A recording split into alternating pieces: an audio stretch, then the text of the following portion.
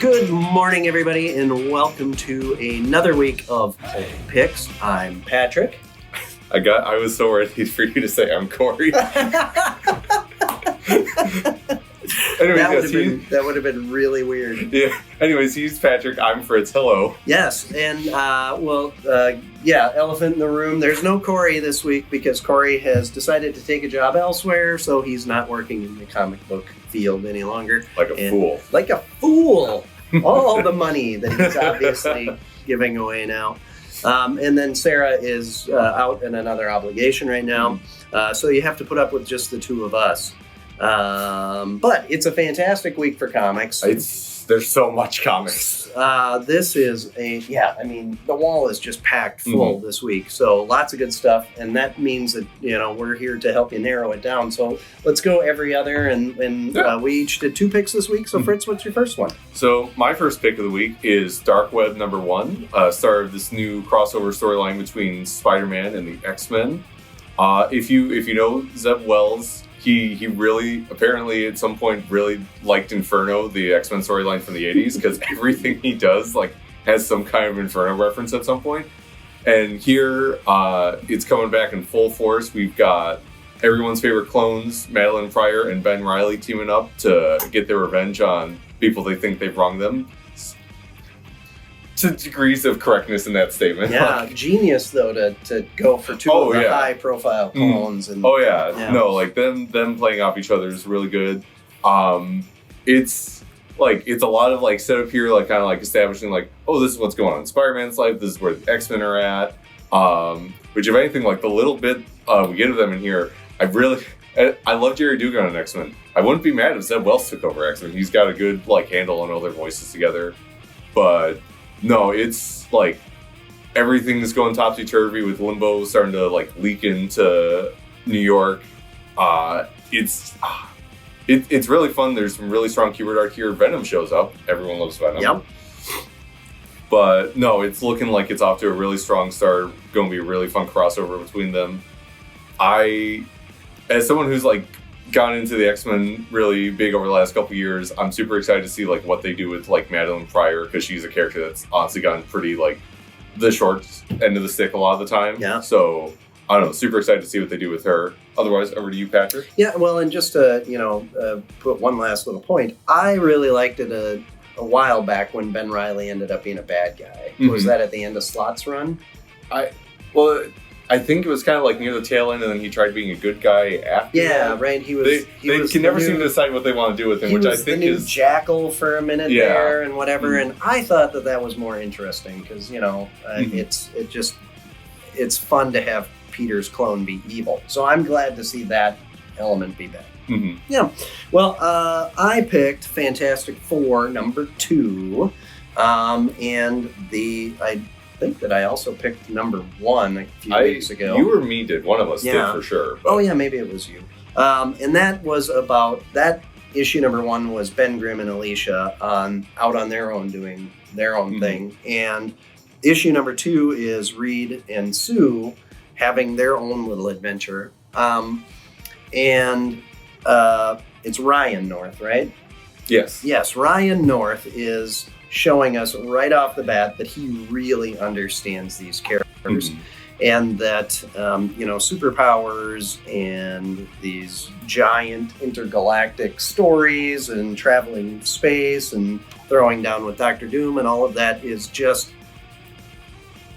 it's certainly settings and trappings for Fantastic Four stories, but at the end of the day, it's all about the family that is these 4 people. And the concept of this story is just so interesting. It starts as just kind of a, typical run-of-the-mill Fantastic Four kind of, there are Doombots posing as people kind of story. And you assume that the Doombots are just out to get the Fantastic Four and that this is some larger plot by Doom. And then the more and more you find out, the weirder and weirder it gets. And again, he just shows how well he knows the characters. The story's being told, the narrative by Sue, but he also gets Dr. Doom in this one so well, without Doom ever showing up. Yeah. Well, one of the things I love this, the fact that both this and the first issue are stories of these them going to like towns, weird stuff's going on, like gotta like solve the mystery. Like the fact that they're like still like somehow like so different and so good. Yeah. It's like, I don't know. I've been having my dad read this because he grew up on the original 60s stuff, and he's been like 2 issues in, and he's like absolutely in love with it far. It's so well done, and the art is great. Mm-hmm. The tone is great. But it's not old fashioned either. Like it's nuanced and very well done. So yeah, I'm just really excited to see. I really have been enjoying where Marvel's been going with Fantastic Four. Mm-hmm. They really floundered with them a number of years ago and couldn't figure out what to do with them. Right around the time I bought the store, they just said, well, we're just not going to do Fantastic Four anymore. And they kind of led people to believe, like, we think that time has passed. Mm-hmm. And it obviously hasn't, because this is so well done. Oh, yeah. Yeah. All right, what do you got for your second pick? So my second pick, more X-Men. What? This time, IMMORTAL X-Men, coming off the heels of Judgment Day, which was a great event. If you didn't check it out, when the trades come out, definitely do that. But here we've got Sinister. He's been kind of working in the background through a lot of the Krakoan era, like doing his own thing, but like the chickens are coming home to roost. And he decides that like if he can't like win, he's going to keep, basically he's got like this little thing he can do where he can kind of like rewind time to like try and like get a win in, and it's not really working out for him. And so it's basically like a series of like these little like time resets where he keeps like trying to like fix the situation, and like it's not working out for him, and it's really fun. It's like in that like very violent way that X-Men can be. Yeah. But I don't know, it's a lot of this IMMORTAL X-Men book has been like setting up for what's coming next, the Sins of Sinister storyline they're doing. Is it next month it starts? It's coming up quick. I know the solicitations have been hitting pretty heavily. Yeah, but it's just like, things are about to get really Sinister heavy. So if you're interested in that, I would definitely recommend checking this out. It's super fun. It's great seeing him just be frustrated because, I don't know, I really enjoy when people who are used to their plans going like through things without any problems, just like having nothing but hiccups the entire. Yeah. Well, also there's a talking cat and a talking tortoise. Oh, you can't go wrong with that. Nope. I really like what they've been doing with Sinister lately. Mm-hmm. I think he apparently was an underutilized character, which is weird. But the thing that like Kieran Gillen in his original like Uncanny run like a decade ago now like hit on that like is part of made me love him is like, oh, you gotta like play him for camp. Like when you play him too serious, he's just like, he doesn't really, because like that's what I love about him is just like he's a threat, but he's also like a dude who gets mad if you have a better cape than him. Right. Yeah. Like yeah. Like you gotta like play up the more ridiculous aspect of him too, without like losing his like, oh, this is like a man who could like end the world if he felt like it. Yeah, and like when his clones argue with each other and stuff. Yeah, I like it. It. Very cool. All right, well, my next pick is another title that I've picked a number of times, but Captain America. Yeah, Captain America: Sentinel of Liberty. And here again too, Kelly is getting the core of this character and understanding it. Mm-hmm.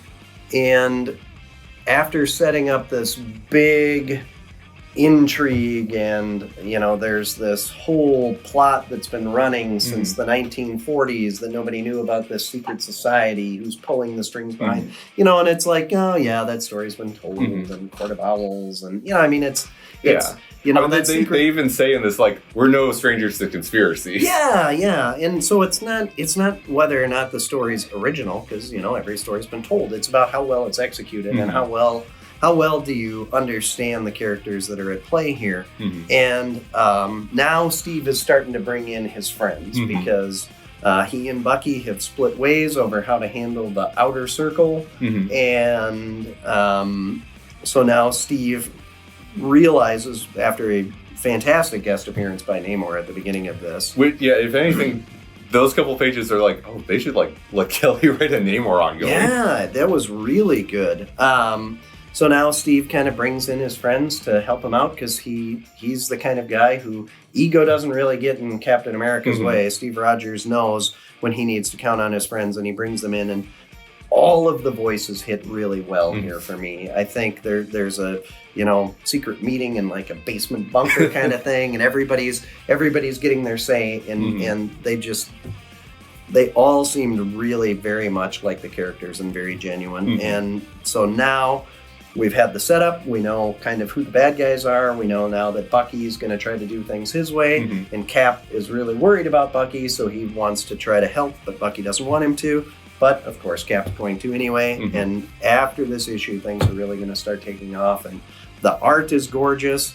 Cap and Sharon reconnect in a way that is just, it gets you right in the feels. It's such a fun double-page spread the way it happens. Oh, my God. It was so great. And, the art in it and the layout and everything, just gorgeous.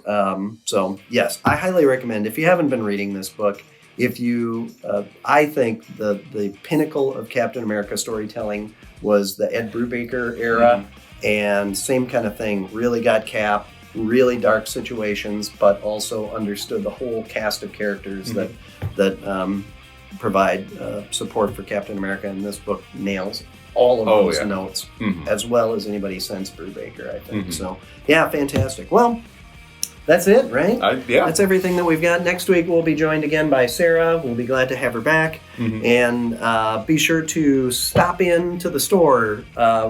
We open at 11 o'clock. Comics will go on sale. And even though it's a massive week, don't let everybody else beat you to the books, because you will be sad if you miss out on something. So many good picks. We are online at pulpcg.com, also at social medias. Pulp CG there as well, trying to make it as easy as possible for you.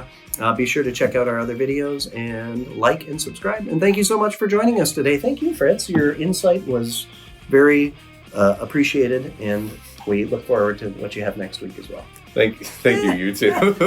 I'm just trying to be as friendly as possible now, because I know. I don't want people to tune out because we don't, we've changed the format a little bit. Oh, people are used to changing formats. Oh, for sure. All right. Thank you, everybody. Have a great day.